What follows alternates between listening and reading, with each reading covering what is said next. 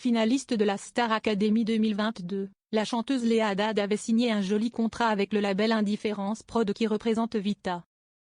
Malheureusement pour elle, rien ne s'est passé comme prévu lorsque cette dernière a critiqué son rôle de marraine à la Star Academy. Dans une nouvelle vidéo de la chaîne YouTube de Jordan Deluxe, l'ex-protégé de Michael Jordan est revenu sur sa maladresse qui lui portait préjudice. Léa Haddad a eu le mérite de marquer les aficionados de la Star Academy.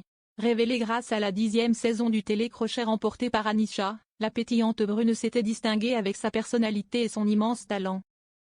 Après sa sortie, l'intéressée avait d'ailleurs pu signer un contrat avec le label Indifférence Prod qui représente Vita.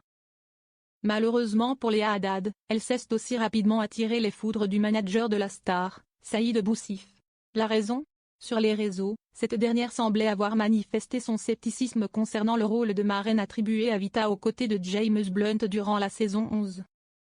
Et Vita et James Blunt, on se fait CHR, mais Léa, seulement là, il y a de l'impact, avait écrit un internaute. Un tweet que la jeune femme s'était empressée de relayer tout en glissant, j'avoue. Dans la foulée, Saïd Boussif n'avait pas manqué de lui répondre sur la toile. Chère Léa Haddad, force est de constater que n'ayant ni carrière, ni son, cela laisse forcément le temps à l'erreur. Je te souhaite, ne serait-ce qu'1% de leur succès. Ce n'est pas beau de cracher dans la soupe. Ne faisant plus partie du label Indifférence Prod, Léa Haddad a accepté de revenir sur l'incide dans le nouveau numéro de Jet de Luxe avec de Jordan Deluxe dévoilé sur YouTube ce 19 juin 2025. Léa Haddad dérape sur Vita, elle fait son mea culpa. J'ai posté une petite blague dans ma story et elle a été mal interprétée, a regretté l'ancienne protégée de Michael Goldman tout en rebondissant sur sa maladresse.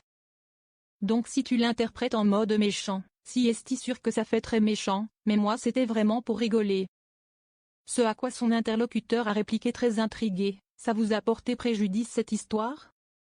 En toute transparence, Léa Haddad a alors répondu par l'affirmative, oui, un petit peu quand même. De son côté, Jordan Deluxe a lui aussi rebondi sur la virulente réponse de Saïd Boussif, oui, parce que du coup le producteur de Vita a dit, que vous crachiez dans la soupe. Visiblement à l'époque, son invité du jour a voulu rapidement calmer la polémique. Je n'ai pas trop répondu à tout ça, franchement, parce que moi je l'ai vraiment fait en mode, si est-il vraiment une petite vanne. Bon après sur les réseaux sociaux, ça s'interprète. Face caméra, Léa Haddad a également exprimé ses regrets, ce n'était vraiment pas méchant, oui je regrette parce que ça s'est mal interprété.